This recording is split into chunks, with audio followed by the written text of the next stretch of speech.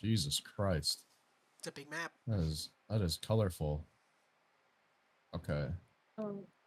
So it's an asymmetrical push Well, map? it's push. I think they're all asymmetrical, aren't they, technically? They're pretty symmetrical, I would think. But all the push maps are symmetrical.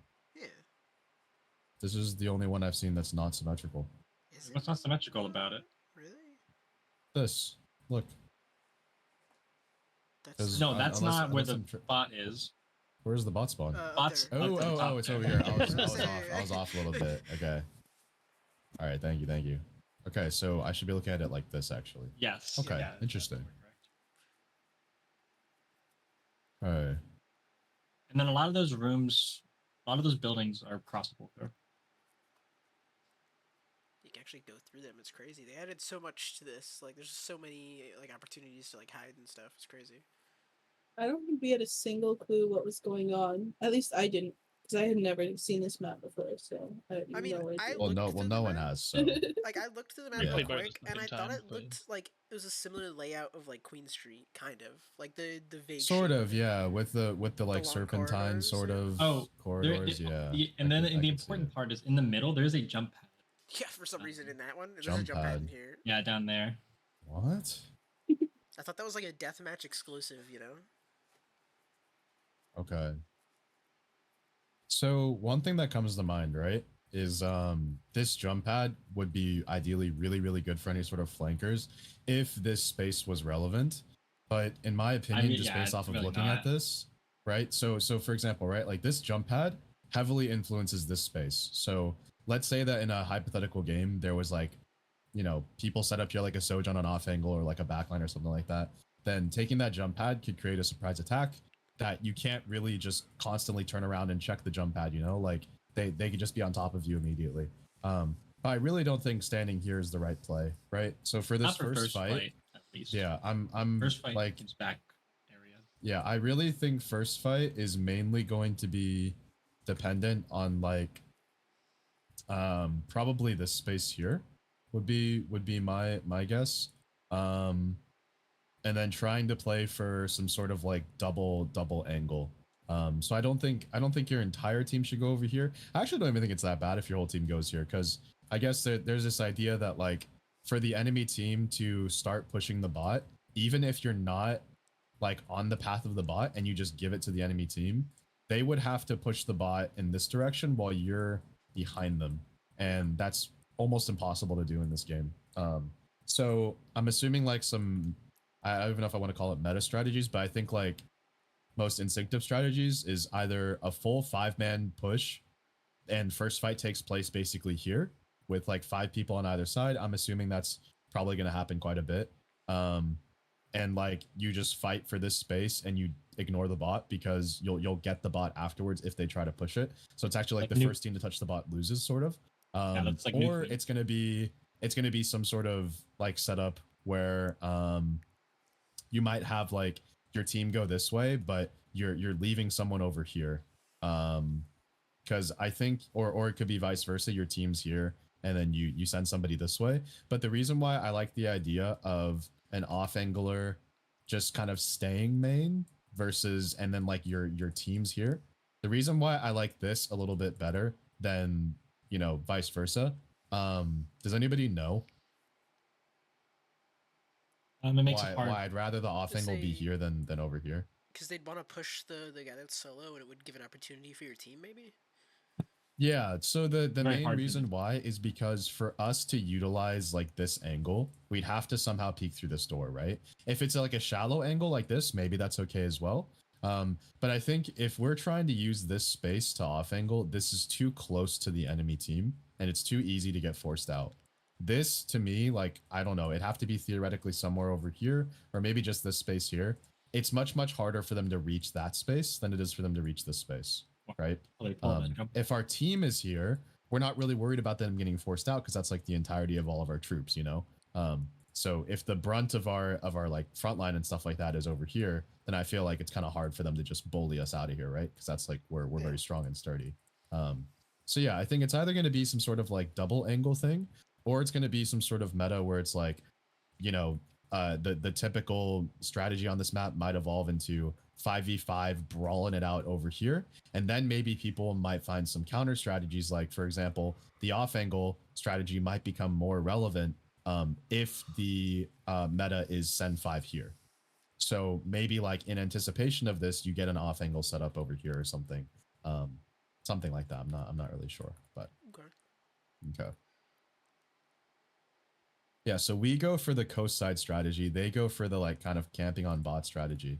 We end up putting a TP down. Was this a fake TP? I'm not really sure. Yeah, that TP. I don't remember calling for one, to be honest. So when we use TP, right? Wait, hold on. He's not here, but Is this the Akio. ringer? No. the ringer that's is her He's teammate. our Brett. our He's a sneak. Kiriko. Kiriko's our ringer. She's doing Oh the right thing, though. wait. Street Sweeper was in a different VOD though. Yeah, she plays Yeah, for us occasionally. She plays for the other team. Okay. Yeah, you guys get me messed up sometimes with your rosters and stuff. Okay. Yeah, right. But if we're gonna go for a sim TP, it's important to realize that like if this was a fake TP, maybe that was the idea. You kind of have to sell it, and usually when you fake TP, like You have to have your tank you on don't. it. You usually fake TPing has the secondary benefit, or I guess you could even say primary benefit of allowing for easier mobility. So what that means is that a lot of times, let's say that there was some sort of position where like enemies are set up on a high ground and they're shooting down at you, and you need to cross from like this space to this space. Then one thing that you can do is you can put like a fake TP down to make them look at it as you cross that space. Okay. Or what you can do is you can do a different kind of fake TP. You can do something more like this, where it's like you place a TP in their backline, everyone turns to look at the backline, and then you actually don't take it and you just walk straight ahead. So with the idea of a fake TP, usually it's comboed with some sort of push or some sort of rotation. Does that make sense to you guys? Yeah. The fake TP is nothing but a diversion. Okay. When we put a TP down like this, I can't really tell if it was a fake or if we were meant to take this. I think it was probably just a fake. But this fake doesn't really sell anything, right? It doesn't really encourage them to look at it because it doesn't look like that great of a TP anyways. And then the other thing is, if this was a fake TP, we didn't have a clear movement of our team. Like we didn't have a clear push timing. We didn't have a clear rotation. So we would rather just have that TP than to use it in a fake if the fake isn't very effective. Does that make sense to you guys? Yeah. Yeah. This looks great from us, to be honest. I really like the angle that our tank is taking as well. I think like with these characters, we're actually fairly brawly. I think here you guys might even just benefit from a Baptiste instead of a Kiriko. I think Kiriko's a great character, but I think Bap suits this comp a little bit more. If I was there, I can say I would be on Bap. Yeah. Bap is just not in our hero pool. Yeah, no. Yeah, we Bap- did. We Bap did is not in mention Streets that. hero pool. Nope. Yeah. Yes, Okay, that's okay. That's Yeah. okay. I understand the Curie then. If that's the case, then I would probably lean more towards like a comp that isn't as healing reliant and isn't as stacky. You guys picked like one of the stackiest comps you can have, you know, like these characters. I mean, at the highest level, they break these rules sometimes, but you know, the classic way that you'll play a comp like this is you'll kind of just stack the entire time, which is why Bap is so good for his AoE abilities. But if you're gonna play Curie with Ram, it's not my favorite personally, but I think you can make it work as long as you lean into a comp that is not as healing reliant. So maybe something with like a Tracer, and something like I don't know, like even Tracer Soj, Curie Lucio could maybe work. It's just a comp that you're not stacking as much, you're taking a little bit more angles. And then Tracer obviously is very like self-reliant, so she doesn't need too much pocket, if that makes sense. Yeah. Okay. Yeah, I think we wanted to be like a brawl here because we didn't know the death map. So ball, like, let's just yeah. all stack on tank. Yeah, I and was that's like- Yeah, totally death ball. fine, you know. Yeah, No one knew the nothing. map. I was just thinking. Yeah, no this worries, is no either worries like at all. It's like New Queen Street. I was like, either we can brawl or we can do some maybe like some Queen, but I just wasn't feeling the Queen here. I don't know. Yeah, as long as you guys like, I think especially at this level, I've said stuff similar to this before, but I think as long as you guys agree on something and you commit to it and you stay on the same page, it's probably going to be fine, right? Yeah. I think at the very, very high levels of this game, like most people are at the highest level are going to look at this map and they're not going to say like, okay, it has to be a brawl map or it has to be a poke map.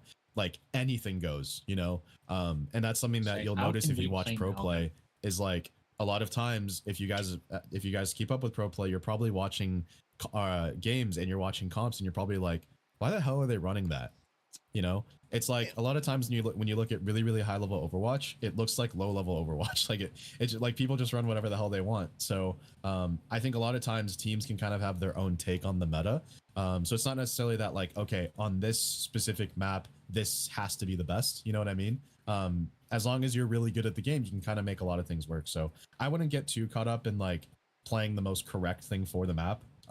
If there is something super correct for a map, I'll try to tell you. But I think like the way that we're playing this in general is fairly good. I think the way that their tank is playing this is fairly bad. So what you'll notice is that their tank suddenly has a lot of HP taken away, and they had to burn their gold very early and their spin. So these guys are like basically bleeding out is the term that I use, where just by us neutraling, we're forcing so many of their resources that eventually they're going to be like dying, right? Like if they try to sustain this fight, we're out sustaining them. We're not taking as much damage. If you kind of look at our team, we have this really nice position here. We have like one person on this corner, one person on this corner. So it's really hard for this Orisa to walk in. It's also hard for her to actually stand here and hold this space without like peeking to a corner, and which is why she's taking so much damage. We have a nice little angle here looking for a slow timing. So I think all in all, this looks pretty good. Maybe only thing I would change is like being a little bit more patient on our wall could be good. But overall, like this looks completely fine to me. I think this looks great. Yeah. Do you see how cramped their team feels here? Right. Mhm. And do you notice how, because we have presence here and presence here, which like, do not be afraid to keep on doing this. I love tank flanks. I absolutely love it. A lot of people are taught when they play tank that you are the front line, you stand still, you anchor a position, and then you just like move forwards or backwards. I love going for tank flanks. This is something you'll see again at the highest level. This is done very commonly. You need to be able to look for opportunities or create opportunities, and this is one of the ways that you can do that. So it's not always going to be the best play. Sometimes you don't want to, you know, step away from the front line and just like move to a different location and allow them to walk on your team. But in this space, because we have this kind of like dual pressure, and because these characters are so sturdy anyways, and wall is such a great like answer to a tank walking on us, we're not really scared of the Orisa push. Does that make sense? Yeah. So this flank from our tank feels really good.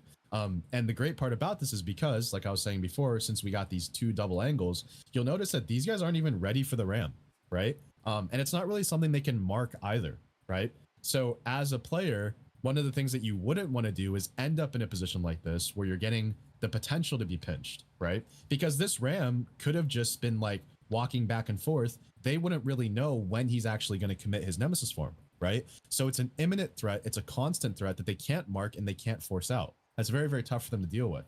So what most people should do, and I think what these guys should probably look to do, is instead of like going towards this wall, do the exact opposite, right?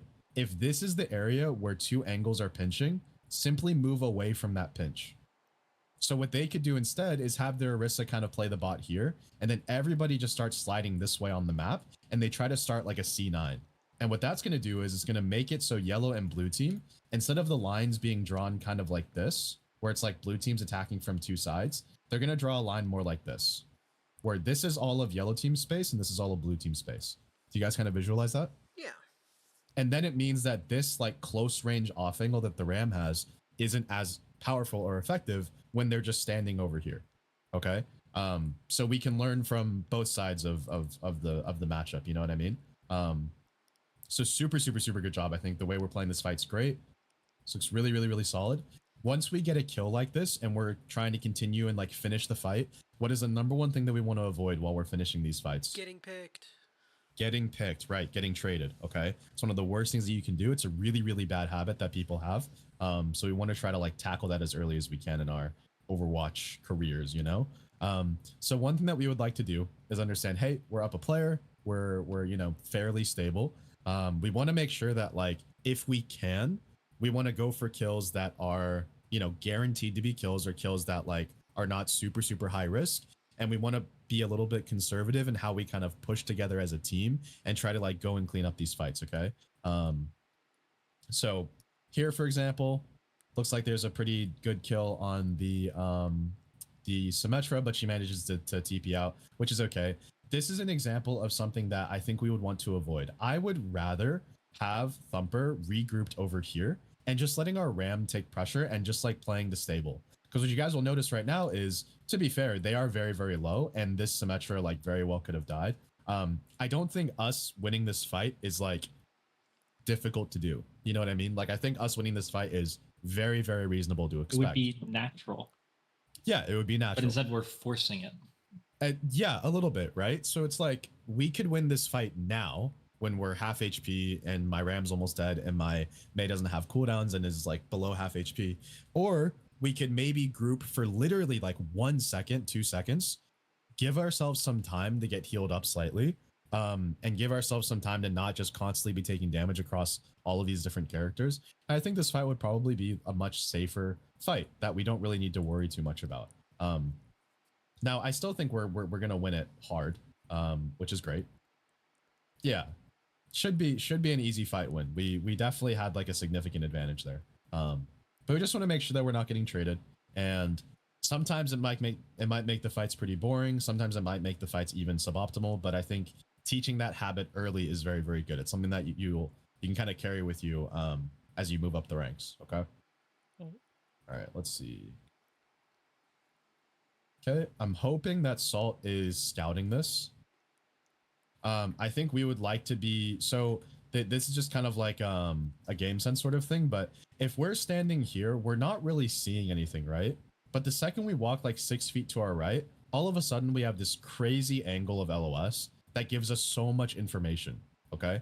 And information is a very important resource in this game, right? So what I would like is for my tank to just step up slightly to here, so you can see and you can scout where the enemy team is retaking from.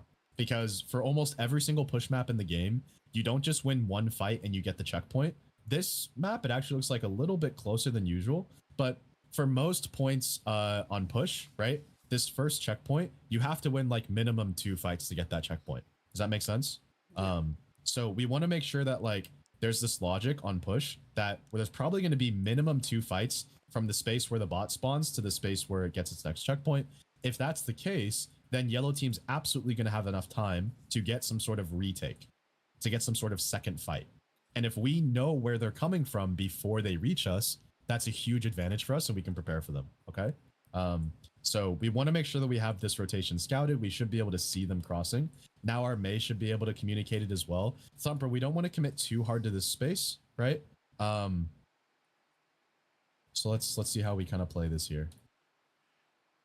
Yeah, so we kind of jump out and then go for this wall. Not too bad of an idea, but I also wonder if like there's any sort of timing for our team to punish them using this wall here, right? Because we want to kind of think about what value are we getting from this wall, right? So we're temporarily stopping them for a couple seconds, right? Maybe making it more difficult for them to take this room, but I think that's more of a negative for us than it is a negative for them. I feel like they don't mind getting stopped for a couple seconds in exchange for you not having your wall for like 10 seconds or whatever the cooldown is, right? So I think what we can maybe do instead is just use that wall to punish them if they try to come out of this room. Could maybe be some sort of potential, or we can maybe go for some sort of vertical wall like this if they cross this space here. The reason why is because that wall is something that our team would then have rotated for, right? And then we can use the wall to punish something or force some sort of cooldowns. Does that make sense? Yeah, I wasn't expecting 5 to be there, so like I thought if I didn't wall there, my block would have been forced. I would have been in a bad spot. So the wall, so I wasn't like in a bad spot with the ice block. Gotcha. Okay. That makes a lot of sense. Yeah. So I think here we got scared a little bit. We're like, oh my god, like there's actually way more people here than I thought. This is when I think all you got to do is tuck to the corner, right? These corners are infinite HP shields. Okay, so like it's built in on every single map. You gotta use them. So here, I think all you gotta do is say, oh, that's a lot of people. Let me D-peek. I'm gonna call to my team that they're over here. Everyone from blue team's gonna like converge on this position. We're gonna keep forcing the bot behind us, and all we gotta do is kind of just stalemate here. We don't have to overcommit. We don't have to go for like crazy kills. All we really have to do is just keep this bot moving. We just gotta keep chugging along. Does that make sense? Yeah. Okay. Okay, Street, one thing for Street, if you guys want to tell her, because I know she's not here, but she in first fight and in this fight, she's using her TP really early, and at times where it's not necessary, nor is it safe. So there was a time in first fight where the Orissa's like here, and then she TP'd to like here or something, And then like now we're calling out, oh my god, there's like 5 people here, and she TP'd towards the danger. There isn't really a benefit of her being here versus just being here. I think would be completely fine. And you can heal everyone from this distance, get some spam in from this angle over here. I think this is a much, much safer area for you, Kiriko, to play. So something to communicate to Street, okay? Sounds good. All right. Nice. I like the turrets that we got set up. This looks good. Orisa uses gold. Okay. So this is another great example. This is very, very, very similar to first fight. Can you guys kind of feel from the Orisa's POV how much pressure she's under right now? All of it. This is not a comfortable Orisa. Okay. Right? Because this Orisa is getting shot by the Mei, the turrets, this angle, this like Orisa literally could not be standing in a more dangerous position. Okay. And what that means is that this Orisa is taking more damage per second, is taking more pressure per second, I guess you could say, than we are. Okay. So what that means is that we don't necessarily need to do anything. We don't need to force anything. Right? Especially when this Orisa just used gold. What do you guys think we can do right now? Wait out the gold. Yeah, just wait out the gold. I promise you, if you guys just basically retain the position that you have now, you didn't greed for anything and you just played like whatever cover you could and just keep shooting the Orisa, her HP is going to get like depleted so quickly. She has no gold. She's 1000% going to have to tuck back into this room. And even then she's not really safe based off of what I'm seeing here. Like there isn't really like unless she goes over here or something and tries to loop back around, that can maybe be a good idea for them actually. But this Orisa right now is playing horrendously in terms of like positions, okay? So we're still pushing the bot. We still have like area control. We don't need to force anything. So when I see this to me looks like a forced play, right? This to me looks like I'm a Symmetra with tier 3 beam. I want to keep beaming. But do you guys kind of realize like how our angles and our, you know, area like control and our pressure is like more than sufficient enough to burn down the Orisa without us needing to actually commit with beam to make us some sort of play. So we don't need to go in this hard because we end up just dying, right? And then now they're able to walk out and get this space for free. What would be way more dangerous to yellow team was instead of a Symmetra with tier 3 beam here, just a Symmetra sitting here, right? Because then when they go for this big push, right? There's just a Symmetra off-angled on them with beam. If they commit to the sim, all of these angles converge and they're not marking us, right? If they ignore the Symmetra, they're ignoring a Symmetra. You get what I mean? Mm-hmm. So this is the power of angles and like kill boxes, okay? Okay, here, I'm not sure why. It looks like we step more towards the room for some reason. Were we going for, I think we might have been going for the Lucio or something, yeah. Yeah, so number one thing that we want to do here is make sure that we call a target. The Orisa did a pretty good job of punishing us into the side of the map. That was just kind of like an awkward timing, you know. We managed to accidentally go past this corner. We were trapped on our own Mei wall. Orisa managed to get a good spin, so it was a good play on their part. But yeah, that fight looked a little bit ugly. I think we just forced it a little bit too quickly. I'm also pretty confident that we used our ram shield pretty early too. Maybe that was fine. But I think like what we would have liked to do is, you know, on their walk out, we have at least our nemesis form to try and punish them on their walk. I think what ended up happening was like right before they walked out, our ram ended up backing up quite a bit. I think we used our shield early here. This looks like kind of a tough area to hold, to be fair, so I'm not sure. Maybe what we could have done instead is just kind of tucked right over here. Maybe could have been better. So that way we're not peeking a bunch of angles. And if they're able to see us, then our entire team sees them, right? So maybe us just hugging this corner really close would be fine. And then, you know, when they walk out, we're able to collapse and punish, okay? So something to think about. But this is good stuff for us to remember for next time we play this map, and even for me in the future when my team is going to be playing this map. Well, now I know that a potential second fight could take place in that space. I'm going to need to analyze that and figure out how to play it. But I think the positions that we had were honestly great. I really think they were fine. Okay. Well, this looks a little bit familiar, doesn't it, guys? In a strange sense of deja vu, huh? Yeah, I've seen this before. So here's my initial instinct, right? If the team that is retaking, so previously it was them, now it's us, if they're forced to walk through these doors, they're not happy, okay? Because in my opinion, I think yellow team right now has an infinite advantage over us, okay? I don't even think it's close. So what I think teams will need to do when they're retaking for the second fight of this map, or I guess in this case it's the third fight, is that you need to figure out a different angle to go through than just this. It's okay if people are pressuring this, but I don't think you should ever be 5-stacking this against most comps in the game. I think it's too punishable. So I think the most natural area to go is probably sending somebody like this way to this space, and like taking an angle behind could maybe be okay. The ground kind of slopes down this, that's a little bit uncomfortable. Technically it'd be more comfortable if someone was over here. So maybe you could send some people this way, probably not going through this room. This looks a little bit too dangerous. So maybe you could just have somebody flank this way to begin with, and then it opens up some more opportunities for you. So I think because how aggressively this ground slopes down, it actually kind of poses a problem, because I think the most natural angle by far is this one. Some sort of angle, like, but this is too close, and then this just is take the whole team there. this is a little bit too far. It's kind of interesting actually. Or we sim TP to the reverse high ground behind them. Like over here or something. Yeah. I mean, you could definitely try, but who are we sim TPing over there? Because I think that might be a little bit too accessible. But it's true, for sure it depends on the comp, right? Like it definitely depends on the comp. Yeah, I guess this would have to be the best area to retake from. Maybe what you could even have is like maybe you send 5 people this way. You have like Cass or something split to here and pressure this space. This is a very, very difficult space for them to like walk into and punish. I think your Cassidy should be okay here. And then maybe your team pressures like this. Not really sure actually. There's a few different options. I'll have to think about it more.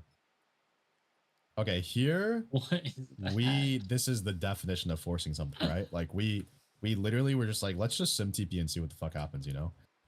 So we end up kind of getting rolled. Now, to be fair, they did use like an insane amount of ultimates. They just hard panicked. So they ended up using 3 of their ults. We used literally 0. So like, okay, Thumper, come on. Oh my god. Come on, Thumper. We're never losing that, right? He's killing fight is over. Fight is over. You know, like fight is so unbelievably over. One thing I would say as a Mei player to look out for and do a comp like this, is the fact that like this character has a built-in counter to your Blizz. So what I would probably recommend is see if you can get a Blizz off when the Orisa either doesn't have gold or when you're tracking the Orisa spin as well. Because good Orisas are actually going to eat your Blizzard pretty consistently if they have fast reaction time. So, or you can just make sure that you're not near the Orisa. Maybe you're blizzing somebody else. Maybe you're blizzing a Venture that has no burrow. You're blizzing a Moira that has no fade. A Lucio that's like just, you know, going around on the ground, or you're blizzing a Symmetra that doesn't have her TP. So just think that when you're playing Mei, you have an ult that's very strong, but there's certain counters that a lot of characters have. So just try to think about that. Okay. So this fight's over. Let's move on. They end up getting the cap, and now we got a big ult fight on our hands. It looks like, okay. So we got an interesting, yeah. So this is a really good example of like sort of a dangerous high ground. The reason why this feels tough to fight from is because if you think about it, right? Imagine that this door was on the low ground, and we were trying to peek it. It would feel really hard, right? Because if this is a door, it's a choke. And if it's a choke, they have multiple angles all shooting in basically one small area. It's the exact same thing here. Even though it's a high ground, it's multiple people all shooting in one area versus you, if you're standing here, right? Your crosshair is going to have to look in multiple different directions. So it's very, very easy, for example, like their sim, to just spam right clicks down this hole, right? Because it's like, it's guaranteed to hit you if you try to peek there. Does that make sense? Mm-hmm. So what would maybe be better is like, I could see this being a potential option, could maybe be okay. But I think the only way you're ever peeking from a high ground like this is if you're not the first person to take aggro. And what that means is that you would want to like sit here or something or wait for your tank to show presence main, and then you can swing off of their contact. Everybody understand? Yeah. So it's very, very important that like, if you're trying to peek from an angle that's maybe effective, but is possibly dangerous to your own well-being, you really, really, really need to like use your tank as an attention grabber, basically, right? Because if Salt is just barreling down this way, throwing a ram slow, putting a deep shield, punching, punching, punching, everyone's gonna look at Salt, and then we got our Cassidy, we got our Soj, we got our you know, whatever, you know, fill in the blank, whatever you want. We got you guys peeking over here, and it's gonna feel a lot easier to play the game. Okay. This also looks fairly promising as an angle. Really only for flankers. I don't see any hit scans that would be able to live over here. Maybe temporarily in this space, and then you like slide out or something. I'm not sure, but yeah, the angles on this map are pretty interesting. I do see similarities to NQS for sure.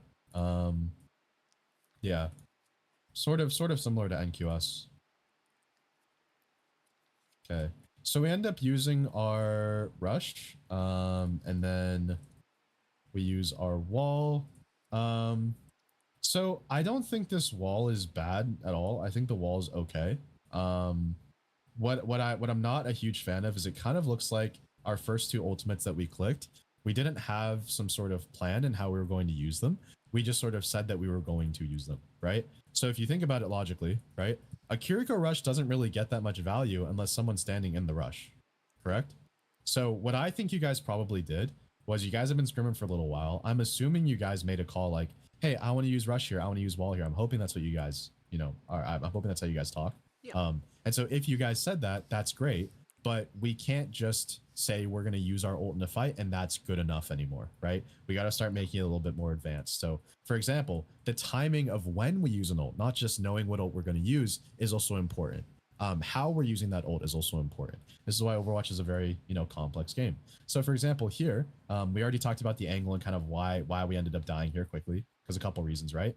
One small area that they can all kind of shoot at very easily. And then secondly, our team is nowhere near us, right? So there's nothing for yellow team to really look at aside from the Mei and aside from the Kiriko who's trying to ult. And so like, if you were a Kiriko, would you want to be ulting now when there's 5 people shooting at you? Probably not. No. Right? It'd be very, very, very scary. So this is a great example of like the timing of how we're using an angle or the timing of how we're using our ults. It's not just, you know, what we're using. It's not just that we're on a good angle or we're using a good ult. It's how we use it, when we use it, you know, in what way. So I think here, the first few seconds of our rush don't really get that much value. My Kiriko's 1 HP, my Mei's already dead, and my team is just now touching the ult after I've already placed it for a couple seconds. So we're not getting full value out of this rush. The second thing is that when we use this wall, we're already committed past the wall over here, right? This wall would be incredible with this rush if the enemy team was over here. So if the enemy team was playing a little bit farther back, I could totally understand us walling like this because we're using it with our rush or something of that nature, right? To pressure the enemy team across the wall. But because the fight's taking place here, it doesn't really make a lot of sense to place the wall like this, right? I would much rather have this wall placed like this or like this. Any sort of wall that slices through this fight is probably going to be okay for us, right? Because that's where the fight's taking place, and we can constantly use that wall in the mid fight to get value. Everybody understand what I'm saying so far? Yeah. Okay, so our ult usage in terms of value was very, very, very low, and our neutral, I guess you could call it, like the pre-fight timing and the way that we played it was also very suboptimal. Okay, because we lost somebody early. My Kiriko was 1 HP, had to use Suzu and rush like super early. My Kiriko's now dead actually, and then now we're committing our third ult. And it's like we're clicking all of these ultimates, but they're not even giving us any sort of advantage. We're actually dying just as fast as we would if we didn't even use them in the first place, right? So we end up using our Ramel. We managed to get a pick. Good job. They end up using their beat in response, and also they used their Venture ult earlier. What's the name of Venture ult? Does anybody know? Tectonic Shock, I believe. Tectonic Shock. Okay. It's Tectonic something. Yeah. Might Sounds not like be it checks shock, out. Yeah, I can but- see it. Yeah, so do you guys see how hard we lose this fight even though we clicked 3 Qs? Yeah. Right? It's not very often in Overwatch that you're going to click that many ults and it's like this much of a roll, but that's how important it is to have good setup, right? So even though we managed to click those buttons, it's not just as simple as like we click those buttons, we win. We got to click those buttons in the right way, at the right time, in the right place, etc., etc. Okay? Now, here's a really easy like punish that we can maybe have. Look at this guy, right? Completely hard inting. hard fucking inting, you know? Using gold, using a bunch of cooldowns. The fight is already over. The bot is being pushed 3,000 miles away. It's completely uncontested. And their Orisa is deciding to walk into our spawn. Right? This is not allowed. This is not a good play. So we can punish this, right? Orisa keeps walking, keeps peeking, keeps peeking. Look how wide they are swinging our spawn. You guys see this? Mm-hmm. Yeah. There's no All the way. reason we can learn from this because I'm sure we've done this as well. Sure, I've probably done this myself. Okay. There's no reason to commit this high up and to put yourself at this much risk when you don't need this much map control. You don't need this pressure, especially if it's going to lead to you possibly dying, right? I did If this the actually bot is earlier getting pushed today. here, right? If the payload is moving, even on like an escort map or a hybrid, if the payload is moving and the objective is moving, you're winning the game of Overwatch.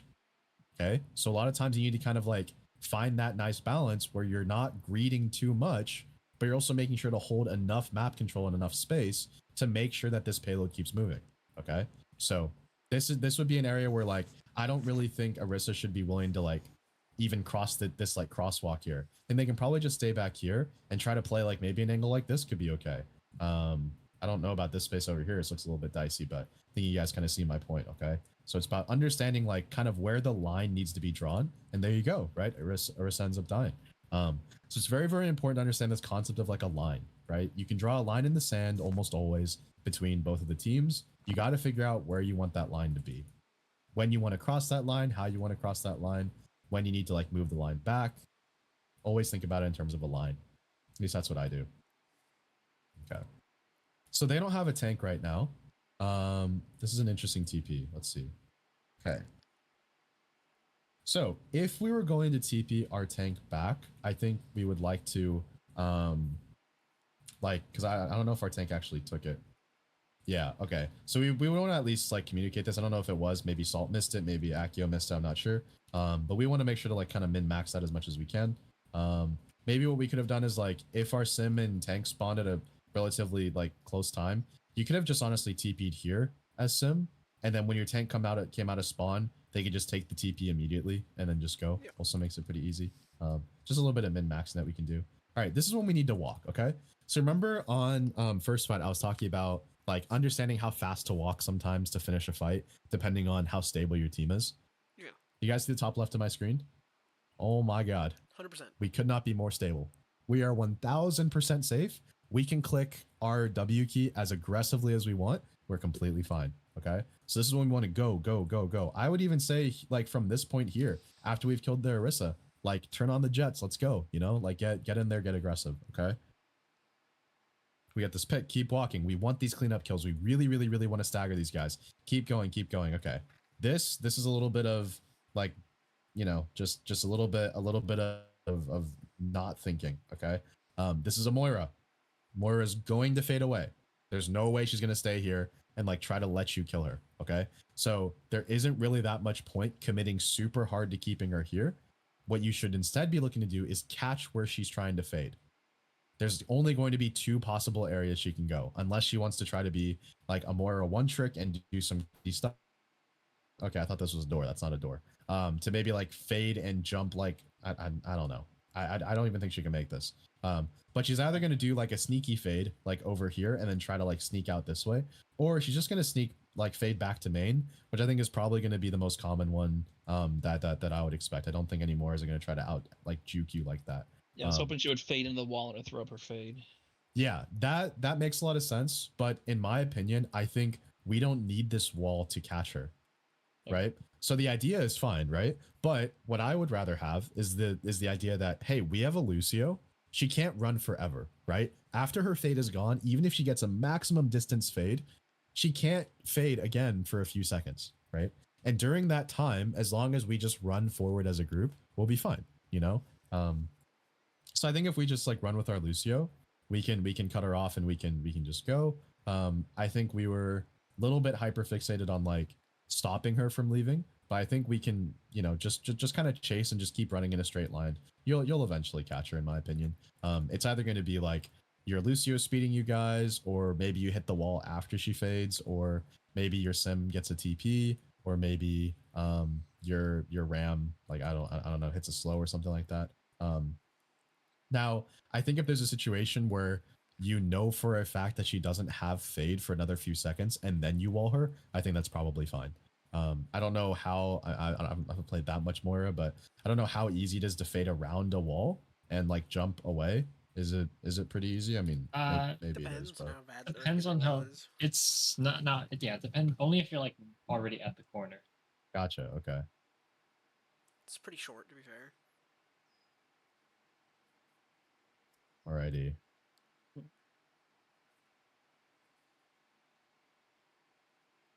What Okay, is we go for another TP and another wall. These cooldowns are too strong and too important and too valuable for us to waste them like this. I'm just Okay. Definitely, yeah. Our ram slow wasted, our wall wasted, our TP wasted. Okay. We also need to be, in my opinion, playing a little bit more to control the wide space and surround people versus retaining this space. Because what I think is likely to happen is if we go and try to commit to fighting through here, I think it's reasonable that it's very disadvantaged for us to ever cross that line, to cross that threshold. Okay. So what's going to happen is like their tank is probably going to anchor this position here. So we're just fighting against their front line to front line. And then somebody's going to find a timing to swing us here and like get some nice little off angle shots. I think a perfect character to do that in this range is definitely Venture. Okay. So what I would rather see from us is a little bit more of like tank anchors here. Maybe May and Symmetric can start walking this way and looking for a wall like this or a wall like this, you know, something that's a little bit more aggressive and would allow us to get more value out of our ram slow. Because this is probably something that happens a lot is like we kind of get clogged with our cooldowns in one location. We all kind of mess each other up and then we don't get value. Because do you see how like clumped we are over here? Oh yeah. And then now we're getting angled here. So I think we need to look to control the off angle if we can. I don't like the idea that we're kind of getting surrounded in that sense. Okay.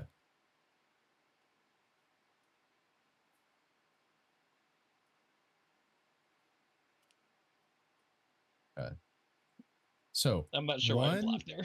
one trigger for you guys that you can be aware of is typically when you see ventures use burrow, that is an indication that their team is looking to go, that it's their turn to go. Okay. So if this venture uses burrow and you see the venture approaching you, that can maybe be a timing where, let's say, for example, we still had our sim TP, maybe we TP away and then the burrow's gone and we can like speed amp back in or something. I'm not saying that's a good trade, but it's just an example of like the way that your brain can work about things. Okay. So I think whenever this venture uses burrow or you notice their team walking forward, there's going to be different indications that a team is looking to go. It's going to be their turn to go. This is something that to me, it doesn't really seem like we're fully aware of. Like we see this venture coming in, right? But we still manage to stay really, really, really grouped and very, very clumped. This is an example where I think like, so remember I was saying I would like us to play a little bit wider and stuff like that. We are sort of doing that. The difference is that we're taking our entire team and playing wide, which I don't really think is necessary, right? So I think if our Matra was playing somewhere like this makes a little bit more sense to me, okay? Because it's a split, it's an off angle from each other. So when we're all over here, we all get angled on. But if my tank can anchor some sort of point, and it's almost like a door swinging open, the door like opens and it's like a hinge that everyone else anchors off of. I think it works out much better most of the time. Okay. So our tank can maybe play the corner, and then our backline can maybe try to swing and look for a wall timing or something of that nature. All right. Okay. Again, we end up in a position where we're kind of committing ultimates when the fight is sort of over. If this beat was at the very beginning when the venture first came out of burrow, then maybe that beat is going to be fine. And I think that we have like fighting chances to win, especially with the characters that we have are quite strong in a close range brawl. So I think we got chances for sure. But this is just simply too late of a beat, in my opinion. Maybe we convert the value, but this is not something that is consistently possible, I think. So it's all right. Here we're kind of staggering. If we end up dying on this like very, very long fight, it's not going to be good for us. Okay. No. Yeah. So do you see how late our Kiriko died? Now, did they play this properly at all either? No, absolutely not. Right. They really, really, really struggled to catch us for some reason. And their Orisa also messed up their ult, and tried to ult air. So Our Kiriko still ended up dying, but if they had taken a little bit better angles and taken some more cuts, and maybe their Lucio was more aggressive and found that timing to boop us backwards, I think the chances of us dying here is very, very, very high. So what I think you guys should probably look to do is just go fight and die on point, and then that way you can regroup with your like Sim TP and you can regroup with your Lucio speed, and as a team you can come back a lot faster and probably save yourself some distance in the long run. Okay. Yeah. If you can get away with living and you manage to greed for that and it works, that's something that you can do once you become better and better and better at the game, and being able to read when it's possible to run away and when it's not possible. But if you're not really sure and you don't know it's a guarantee, there's really no downside to dying on point. It's almost always going to be the most like fundamental standard strategy. So just don't feel bad for dying on point. You know what I mean? Like, it is okay to die. All right. I also think in some of these drawn out fights, I can definitely tell the absence of a Baptiste for sure. I'm sure you guys can kind of see it too. It's like in a lot of these fights, we're taking an immense amount of damage, and our Kiriko's having to like slowly one by one try to heal people up, and like especially care our tank. So if our Kiri's over here healing our Ram, then there's just no one healing Mei or no one healing Sim, and all of these characters are so like healing greedy, you know.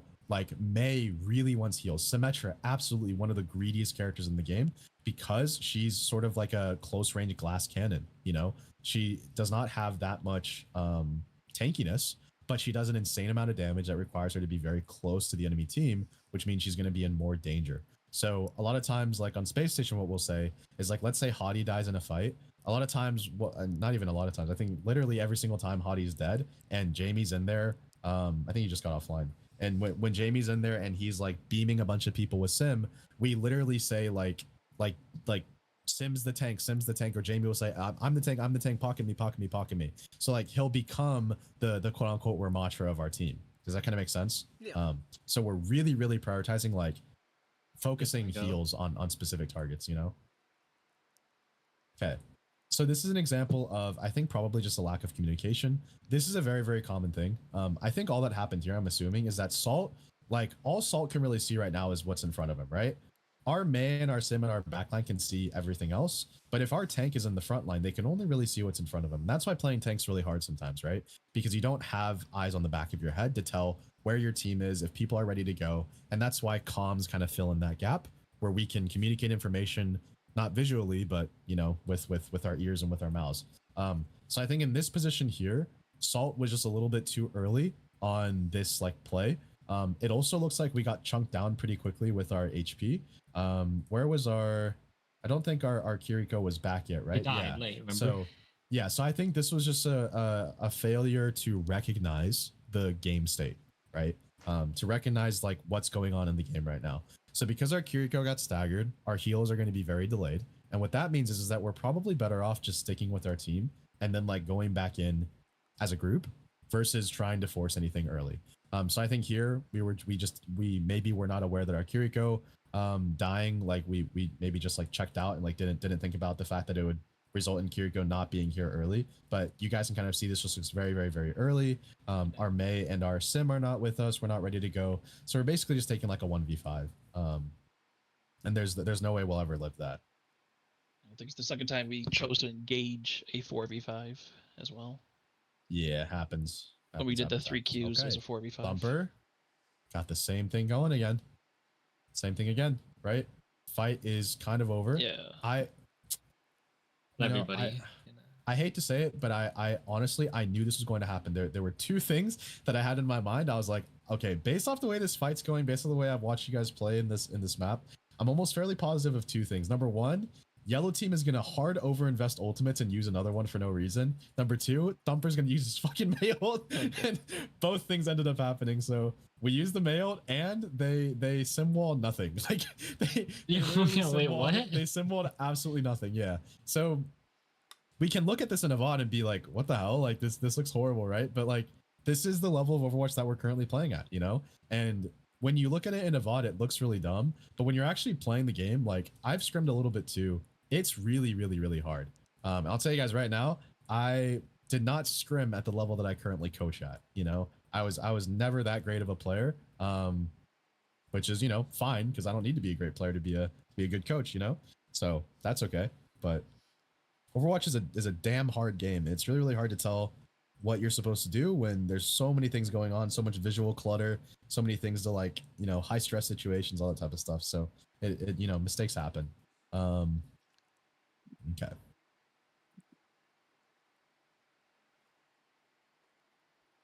All right, so we definitely did not scout this. It looks like we weren't aware of the off angle to me.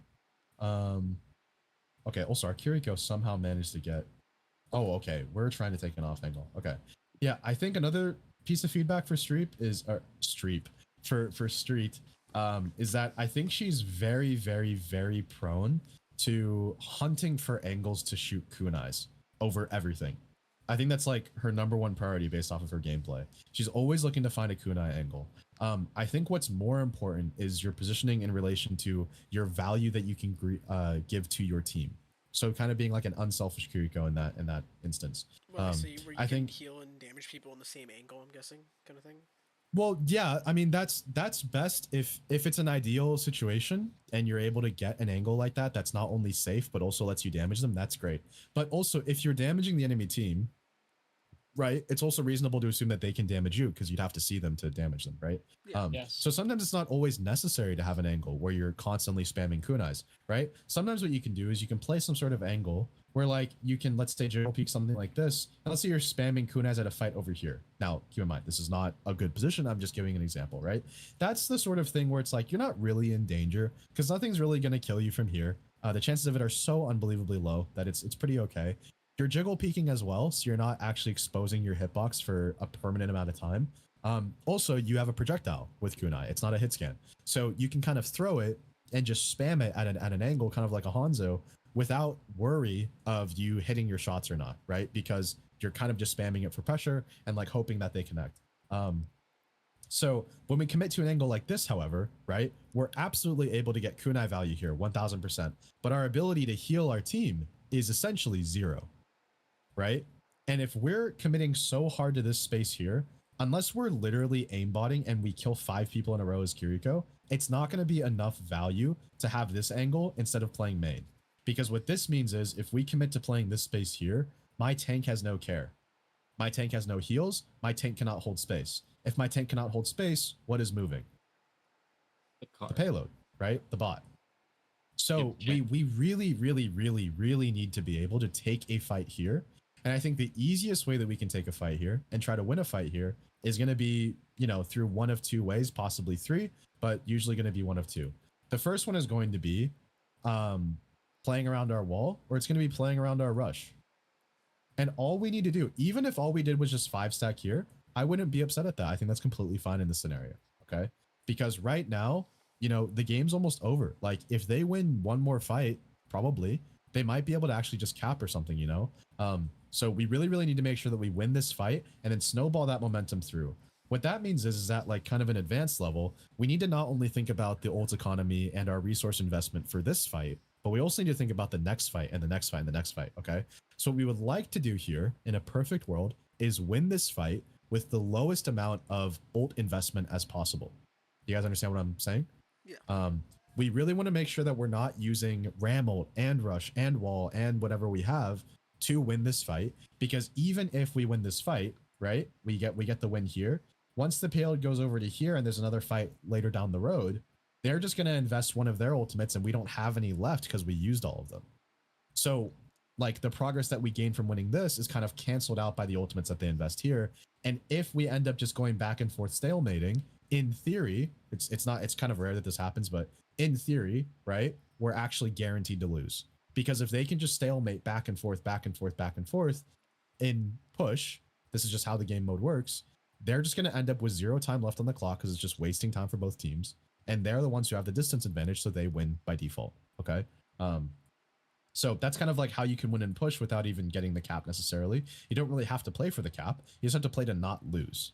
So that's usually what I tell like higher level teams is like change your mindset of push. Instead of playing to win, play to not lose. Okay. So when we look at this fight here, if we had just stacked main and not played aggressive, which like here for sure we're playing really aggressive. Thumper's taking a hyper aggressive angle. Our Kiriko's committing to the same one, super hyper aggressive angle. This is unnecessary. This is forcing.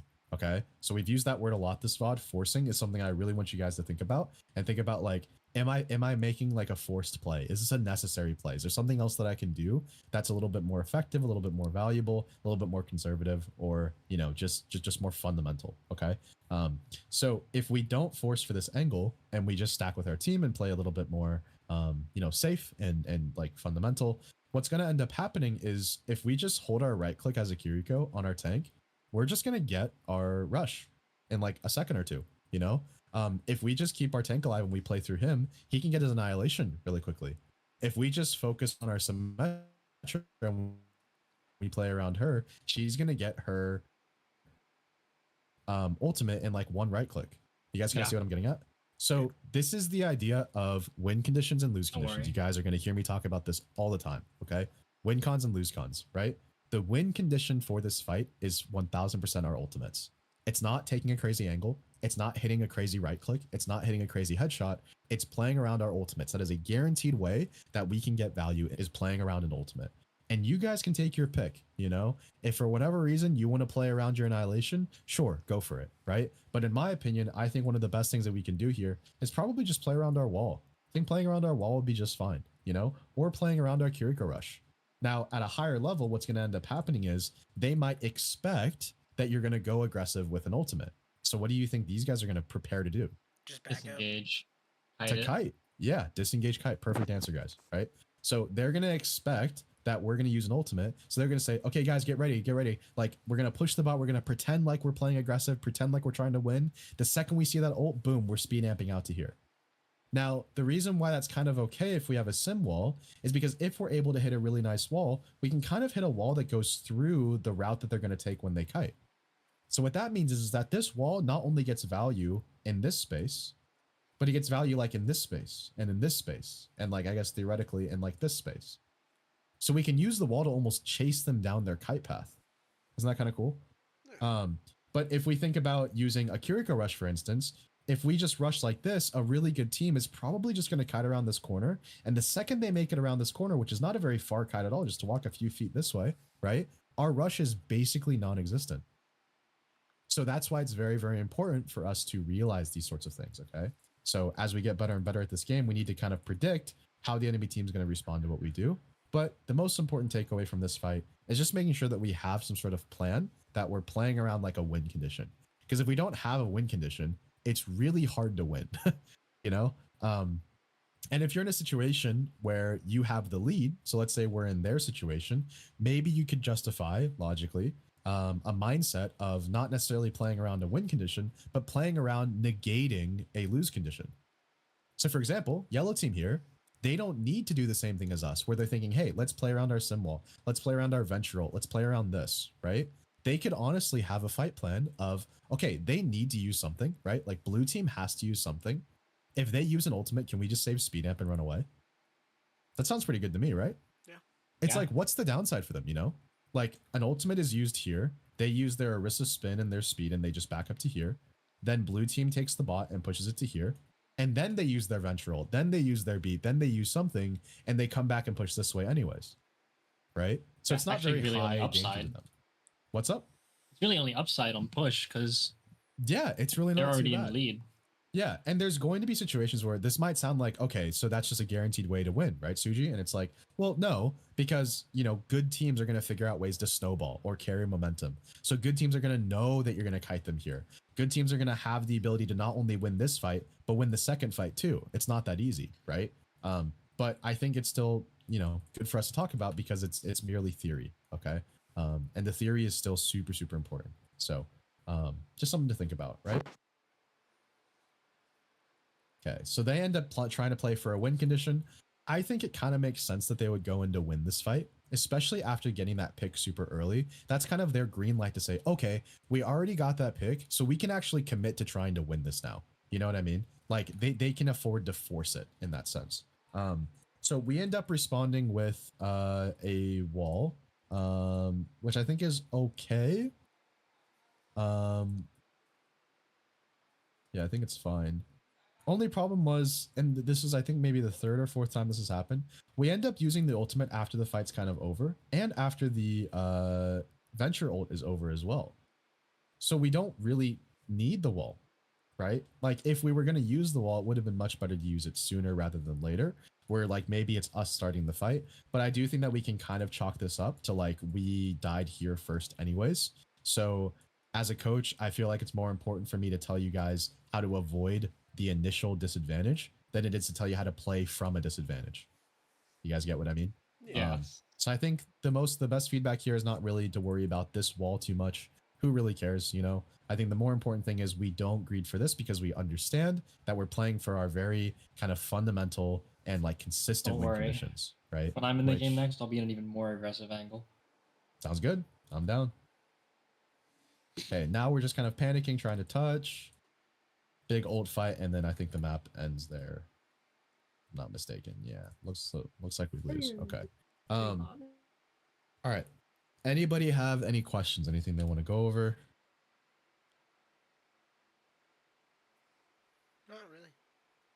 No, you guys think you're all good? Okay. Well, actually, in my opinion, I think we got a lot of value out of today. I think this is probably a better choice to go over this map than it would be to go over like maps. If you guys don't have super high quality scrims to look at, then I think this is probably a good usage of our time. But maybe next time, like you guys just need to let me know every week, like what scrims you think are high quality, and just let me know low quality scrims, high quality scrims. No matter what it is, I can probably figure out a way to squeeze some value out of it. But you know, ideally we have maps that are beneficial to look at in your guys' opinion. You know what I mean? Yeah. Okay.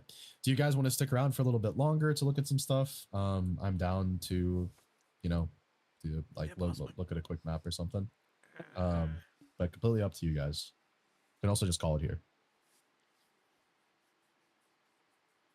What else we talked about? So we talked about Parisio. I was like Parisio, but because like I don't think we've like ever voted that map because I don't know, we just haven't done it really. But that map was also kind This of a one over roll. here. Yeah, I want to know like the correct objective like way to play that map. Oh, Oh, I can tell you. Yay! Good boy No reward. W. nice. I love getting those. I I'm feel a like when we hero. start bringing like Batman. Tracer and Sombra on the map, it's a lot easier because we can scout them a lot easier. Like yeah, we won So this do you map, want me to but, tell you guys just like the kind of simple way you can play party? So Don't worry. I actually already have this solved. Let's say 'cause I remember like dive. So- You kill the played this enemy. map, but yeah, so the way that we've always classically played party so is pretty straightforward. It's very, very, very simple. So So first the way that time we usually play it is we just play Curie Lucio with Winston, Tracer, and let's just say like a Cassidy or something. Usually what you're gonna do is like for attacker side, for instance, you're just gonna walk under here.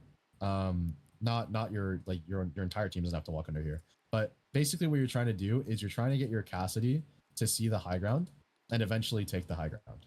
Okay. Yes. Once you're able to clear this high ground by like jumping up with Winston and bubbling stuff off and like just shooting stuff from underneath and things like that, then you're gonna like play for the space, right? Very, very, very simple. I don't think a lot of teams get full held here. I think it's pretty straightforward. If teams are full holding here, it's likely because they have really, really, really good kite plans, either something here or something where they like manage to fully disengage out and then retake as a team, but don't worry about that, okay? Just play for high ground control, get your Cassidy set up in a nice area, and then push forward. The way that I coached my contenders guys to play second point, because it was a little bit confusing at first, was I basically just told them like play for Two the high grounds, space, yeah. right? Just play and pressure for this.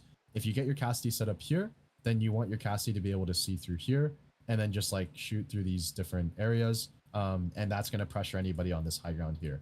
If they're not on this high ground, chances are it's not that difficult to push the cart. And it's not that difficult to win second. Okay. So it's a very important space for the defenders to typically hold.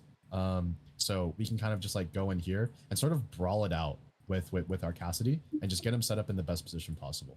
Does that make sense to you guys? yeah. Sarah Lee and I did that. Good. Great. Yeah. And then Well, because I if told you, I know this guys- map. If you guys are attacking third, I think third is also pretty self-explanatory. Just get your Cassidy on high ground, start walking him down in different areas. Clear this space if you can, and then take as much control as you can, you know? Funny, I And don't think we that's played basically it. Cassidy. So it's pretty straightforward, right? Like at a very, very basic fundamental level, the way that I try to tell people to play Cassidy in these like Winston comps is you want to think of Cassidy almost like you want to think of Cassidy not as a character that's like a dive character. You want to think of it more as like a hit scan that needs to be set up in certain positions to get value, right? Sort of similar to Anna Brig if you think about it, right? He's the Anna, Like- he stacks with them. Like Anna Brig is not the kind of characters that you're going to be sending onto the backline, and yet they're still played in the dive, just like Kiri Lucio is, right?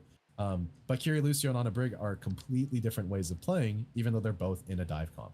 Okay, so when you're thinking about dive with Anna Brig, you're never thinking about Anna Brig goes in with us, right? It's always about, hey, let's rotate our Anna Brig to the best position possible to make the dive as high quality as possible. I think it's the exact same thing with Cassidy, except Cassidy also has neutral value that is a little bit more than just Anna Brig. Anna Brig are very cooldown based. Cassidy is very like mouse clicking based, you know? He just shoots people. So with Cassidy, it's the same sort of thing where it's like you want to rotate him to a great position, but he also can get a lot of value just by literally shooting people. So Very let's see what we funny. do here. We don't play Cassidy on this map at all. That's okay. Doesn't have to be a Cassidy. It can At least be not in this VOD, but it's just it very may be fun. a Soj. Soj is a little bit different. She has a little bit more mobility. Yeah. So sometimes Soj kind of has that almost like a hybrid style, right? Like she has the presence and pressure of a hit scan, but she also has the mobility kind of a dive character a little bit. Sometimes you're going to be playing comps that I've probably put you guys on before a while back is like maybe the Winston Kiri Lucio with Tracer Genji. Usually I really classic. like playing that comp. If the enemy team does not have a Winston, then I think playing that is completely fine. And if they have like a character that's immobile, it could be really good. Echo Tracer is probably fine as well. Yeah, so I think like the comps that we're playing are fine. What is this? Wait, what? Oh my god, Toby. Hey, Toby. Wait a minute. we're on defense here. Right. Sorry. So they Interesting rotation by them, do the yeah. rush point strat. Yeah, so I think we probably want to look to hit them a little bit sooner, right? So I think this is too slow of a reaction by our tank. I think our tank needs to be here faster. I don't like the way that they created that line that we talked about, where like they were able to take this space and we had this space. I think with dive, you never want to be in a position where there's a line involved. You want to break that line, right? So with dive, you always want it to be like a circle around the enemy team. You don't want it to be like one direction versus another direction. Okay. So I think our best timing to attack people a lot of the time with dive is going to be on their rotate. So I think it would have been really nice to find a timing to hit their Lucio super hard. Like you guys see when their Lucio walks through, when their Cassie walks through.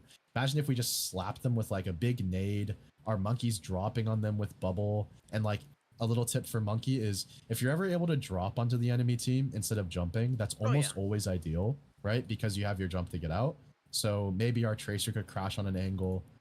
You guys can kind of get the idea, right?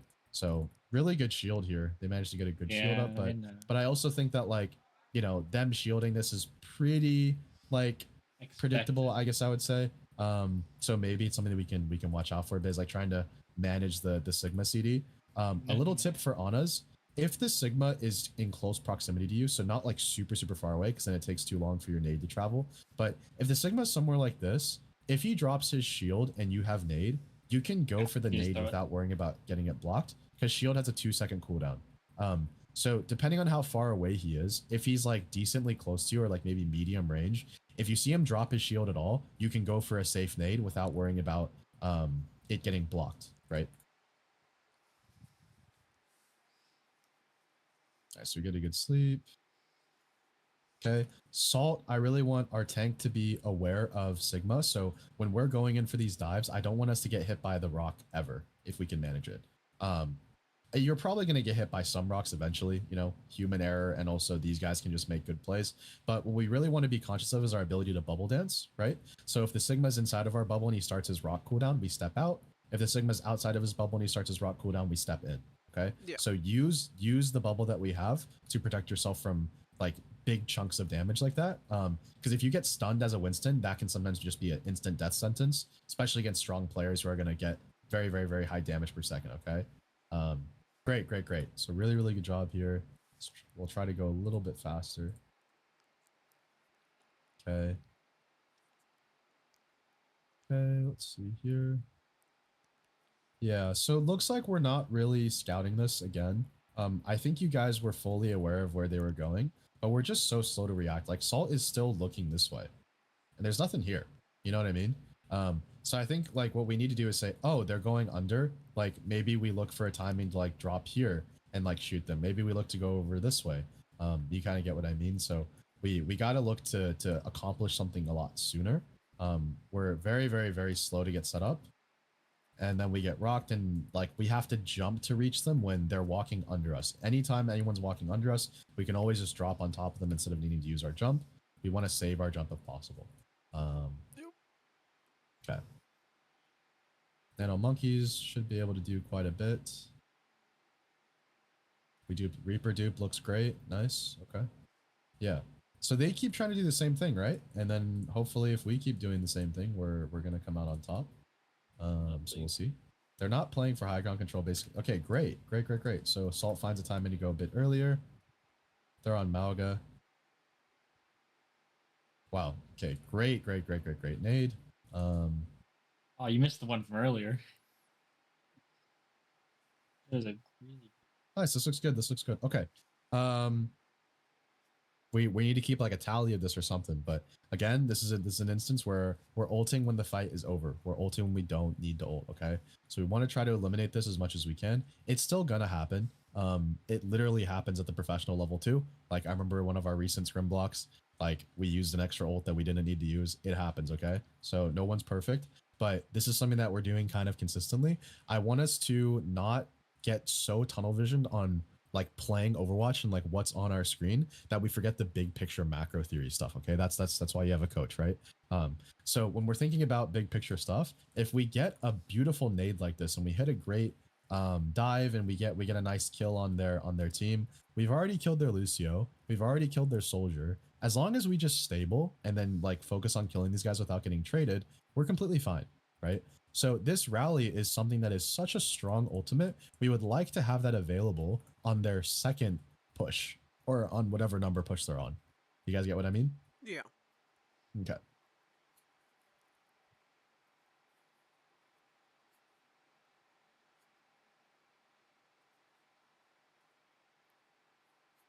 All right. Not bad at all. Not bad at all. I would like it if we were synced up a little bit more with the nade timing. We should not be afraid to nade aggressively. Why should we be willing to nade aggressively? Because that it gets wins kills. fights. It gets kills. Yeah, they don't have a form of cleanse, right? So Oh, and also yeah, so since they don't have have no form of cleanse, pressure. we can be willing to actually really go with our nades. But the key aspect here is that we shouldn't be looking to go insanely aggressive. Ideally, we should be doing it with our nade, not just us by ourselves, right? So this nade, like it was a great nade, but it was a little bit late, or our monkey was a little bit early. One or the other. So I'd like these to be at the same time, and ideally in a space like this is completely fine, where it's an area where like hitting the nade is fairly easy. It's a very high chance that we're gonna hit the nade on someone, and then we can decide to like drop on someone and kill somebody. Okay. Really like how our DPS are here with us as well, committing to this space even though it feels a little bit far. I think that's great. That's really good. So good job here by our DPS and everybody overall. Looks pretty solid. Oh my god. Okay. We're doing it again, guys. We're doing it again. All right. Yeah. Anybody know what the fight is? It is over. One. It's won. It's over. We're all good. We don't need to nano. We don't need to dupe. And these guys don't need to beat. So both teams are just throwing their cues out, right? Now the thing I think is important here is I think Stubbed felt pressure to ult because they were taking a lot of damage from the Malga. But the important thing here, right, is that first of all, we can use cover a little bit better to not swing as wide because we're not getting any sort of heals. Maybe our Anav could have hit more shots on us, or I guess right now they're getting pressured by a Reaper, so we're trying to rotate. So a little bit unlucky that we didn't have heals at this point in time. But this is just the sort of thing where it's like, chances are this guy is going to die. We don't necessarily need to force it this hard. Like if you're going to beam, I would say beam him slightly closer to the wall, and that way we can D-peek if needed. Or, you know, maybe our monkey, I don't know if our monkey has a bubble right now or something. What, 20 seconds is the last fight, right? Yeah, it doesn't Yeah, have a it's bubble close. fight yet, but It technically yeah. might be able to contest. Yeah, just a little bit of micro stuff there. Could have just held the corner a little bit closer. Yeah, I think if we're going to use our dupe here, then I think we really want to commit hard with it. Okay. Whoa, whoa, whoa, whoa, whoa, whoa. Oh god. Oh my dear God. Okay. If a soldier uses visor, and this is the angle that he's going to be imminently peaking, never, ever, ever run away in a straight line. That's the only possible way he can keep shooting you. You know what I mean? Mm-hmm. So it's Right. always go here, or it's like go here, or it's like, and then fly up to here, or you know what I mean? Like get off the line, get off the angle that the soldier's holding. Our echo probably should have died here, but started shooting the monkey. Okay, nice. So maybe it was okay to ult there. I didn't see the time, but if it was close Before enough we go to to attack, there is one fight had I think it's like a minute 20 minute 20. All right, let's go. on on defense. There's one fight we skipped over. Oh, over here. Just so we can. It was only 3 minutes. Oh, I guess it's a 1 minute. Somewhere here. It was no. Sorry, when they have 3 minutes on the clock, like 1 minute into the. Yeah. Somewhere here. This one. This was our best moment. I'm not gonna lie. It's really good. Because I missed think it's we're very nice.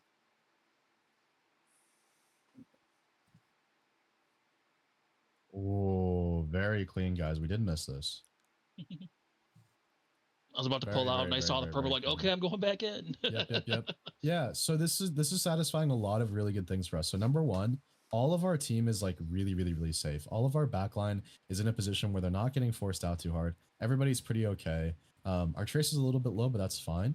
But like our Ana Brig is in a super stable position. Very, very nice angle that we have here. We had a great nade. Our monkey gets a bubble and a jump. And what's important about this jump, right, is it's probably like here, everyone just dies immediately. So I guess it doesn't matter too much. But in general, with monkey, something that you'll like to do is what we call a cut angle on Space Station. So what that means is like approaching from an angle that is separate from our team. Okay, so I guess an off angle, but we call it a cut angle whenever it's for a dive.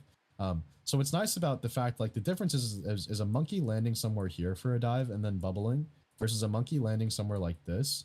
Is I'd much rather be this monkey, Yeah, that's what I was thinking. right?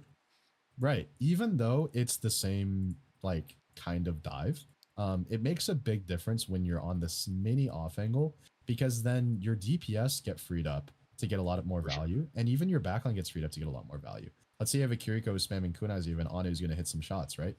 Or hit a sleep dart or hit another nade or something, you know? So if you're able to get on this little off angle, everyone has to turn to respond to the monkey. And that means that they're blind to all of the danger that's from the rest of your team. Yeah. So I really, really, really like this dive. This is a very, very, very nice looking dive. This is what we want to try to aim for every single time we can. So super, super, super good job. Interesting. They go Diva, Kiri. What's their comp? Oh my God, they're just terrified of monkey. Oh yeah. Oh my Yeah. God. I don't know who coaches them, or maybe it's just them who is like, okay, my master's friend told me that Reaper and Diva counter monkey, so let's play Reaper Diva. Yeah, I didn't. Yeah. It wasn't the worst Interesting. though. So what does their comp lack? Ranged Yeah. pressure. Range Yeah, for sure. range. What else does their comp lack? Strong move. Well, Oh. no. Reaper has speed. He doesn't. Reaper's the only one that's like super slow, but I mean, Ana's pretty slow. He was too. honestly not oh, that yeah, that's fast. true. One thing that they're mobile. lacking is actually I guess you could say like stability, I would say. Yeah, Yeah. Like if you can find a timing to just blow up their Ana, yes, they're Just going to kill be her. able to counter dive it. Yes, they're going to be able to quote unquote peel it, but they're going to be peeling it after she's dead. Or if you're able to force the Kiriko to use a Suzu or something like that, you can just inch your brains on the Kiri and probably get a kill. The other thing you can do is do the opposite. You can play slow and you can just bleed their resources because, yeah, I don't think this is a great comp. I think what we would like to do is get some sort of spam pressure on their Ana. Even if it's just a monkey right-clicking Ana, I think that should be a decent chunk of damage. If no one's healing her.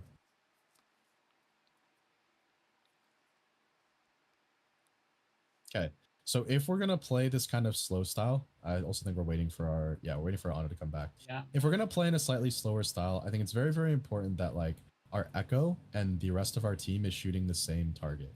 If my Echo's trying to shoot their backline from really, really, really far away, maybe we'll get a few lucky dinks or something. But I think it's more valuable for us to fully shoot a diva to force her to fly out, and then we can go for a timing on their backline or something, than it is for us to split our attention. So whenever we're like playing some sort of comp that's trying to like work our way in, let's try to team up on targets in the neutral and like make sure we burn their HP. Perfect example is right here, right? So maybe this diva's getting really, really low. Maybe because she's low, she uses her boosters to get back to her team and get healed or something. Then that gives us an opportunity to take space, right? Alright, alright. She has no boosters. Let's all shoot her right now. Okay. Yeah, so here, for instance, right, our Echo was kind of split. Our Echo was like 1v1ing a Tracer. I would rather us be like somewhere up here shooting this diva. Just get that diva out first, and then we can make a decision on what to do as a team. Okay, now we shoot the diva. Yeah, so let's see. I don't Wait, think what? duping diva is too bad. I think it's probably okay. So stubbed DMAC the diva with a whip shot. What'd you say? Right? Echo DMAC the diva Oh, with yeah, a whip wait, shot. it does say that. Huh. Echo, Damn. That's a weird, that's a weird interesting glitch. If you That look in is- the kill feed, Yeah, that is kind of weird. I don't know. huh? Nice, good fight, guys. Good fight. Oh, that's a Reaper ult. Oh, Thumper died. So I was just a little too slow to click recall. that's Oh, okay. That's did I okay. It whip him happens. into you? Oh, no, that's your close button. Nice. I like this, guys. I like this. Yeah. Let's just brawl over here. Let's brawl over here. You're Brigana. You do whatever you want. Like, This is realistically. great. This is very, very, very, very, very good, Thumper. This is great. Thumper That's what a the coach loves to goat. see. And we're pushing the point. Always push the point. Yeah, their Anna like jumped down to try to get me too. Definitely. Yeah, maybe we got some picks earlier, and so they were like, "Oh, fight's over. Let's just die on point and try to reset or something." I'm not sure, but dropping there is probably not the right play. Hmm. Okay, I like it. Not bad. Okay. I felt like we should have So- had like 2 on here to cap it. A little Yeah, I was quicker. about to say. So this rotation from our Ana Brig, looks I really actually really don't know. good, but I really think if we just stacked 3 on point, we're probably not worried Yeah. about it. Yeah. So I think like what maybe should have happened is like if Ana Brig wants to rotate, that's probably fine. But Winston, Echo, like Tracer, you guys are so mobile anyways. Just Yeah. touch the point. You know, there's no universe where these guys should be able to touch. And okay, I mean they just We C9, got it but- just barely. Like I mean, I don't think it's us getting them. I think it's more they got themselves. Like this the this diva diva could've this gone diva straight 1000% forward. could have touched. oh yeah. She literally is yeah. just not doing anything. Oh, yeah. Like yes, she got whip shotted over here, but she also didn't even go towards the point. She went like this way. So if she just went like this, she touches 1,000,000%. So they definitely could have touched. Not sure why they didn't, but they C9'd, which happens. They C9. Okay. Let's finish up with third point over here. Great, we're just pushing point, pushing point, pushing point. Pushing P, as the kids say. I don't even know what that means, but I don't it's from a song or either. something. I think it's from a song. I think it's like a rap song or something. Yeah, I think so. I don't know. I don't know, man. I'm too old for that. I don't keep up with them kids anymore. Oh, this about Skibbity. Yeah, basically. Wow, okay. Clean sweep. Yippee. Is this the team that you guys said was like gold? Yeah. Yeah. Oh, okay, yeah. So They that's were like making a lot of That's sense. too. 6.8, and I was like, alright, cool, sounds good. But This I was think more it's just a new to see your roster. thoughts on the map. Yeah. I think Yeah, they're this just yeah, I don't individually think they okay, could have but they played just didn't communicate. I don't think they could have played that fight worse. Yeah. Speakers are bumping, bro. Oh, yeah, damn. Yeah. Not even Lucio's- Lucio's yeah, here. the way- Lucio's map, he's jamming. Yeah, third point was kind of just A like walk. handed to us. Yeah. Yeah. Yeah. Oh, Whoa. Super. Oh my awesome God. Damn. here. She's flying, new brother. new honest skin. It'd be crazy. That would It's be kind of like cat dog. Yeah. Ew. Looks. What is that? What? What is that is a result of a slide frame. Oh, yeah. Uh, Yeah. They're I like when that happens to It's- Jason's It's hair. like Yeah. fabrics too, yeah. Yeah. meant to Physics. smooth out motion, but you Just like pause. that. I think So- Iris clutches this. They just might. Iris Oh, is the Toby goat. gets shit on. Boom. Poor Oh. Toby. Ajax. Oh, Toby got old kids. Oh, Toby. Man, I went tumbling, brother. wow. I went tumbling. Oh my god. Well, yeah, you need to press your S key. I just wanted the Ana. I'm okay. I'm sorry. No, I mean like your S jump. You need the short jump. Oh yeah, I guess so. Maybe like or just M jump. M jump probably Why works. did their auto play the touch? She's just the Why? goat. I didn't expect that either. Why is he trying to touch point? She's just the goat. I don't know the thing. This Yeah. she's Oh clutching. my I think this God, is man. where the soup was spilled, and they were all just like did not know what was happening. Dude, how does he possibly end up there from here? Like, I just don't get how that's possible. Yeah, they're That's really crazy. new, like really new team. I actually think this was low key winnable for them. Oh yeah, they is just the fucked crazy Mauga. thing. Like they have Mauga Reaper. Yeah, like, I don't because think we live. your monkey dies in 2 seconds. If their Ana was like, I mean, like, I don't know why he was here as well. He should be over Yeah, that's I here or also something. did. But I mean, if he's gonna be over here, like, at least commit to it. You know, just like heal your Mauga, pop your Nano on someone, pop your Nano on your Reaper. Probably, maybe could be good. Even Nano Mauga's probably fine. And just like, I actually think it's winnable for them, but Nope. not if their Ana just walks in like that. All right. Nice. Good job, guys. Yeah, I think I tried to force us to play harder comps. Like, I think we ended up running like a Hammond comp against these guys, and it was pretty fun. I think we Wrecking did. Ball, yeah. Yeah. I've been Wrecking loving it. I'm Ball's like, this character's awesome. I just tell people when I'm slamming and they go in. It's crazy. On Route yeah, 66, Wrecking we Ball's a played- character that like maybe could be good to work on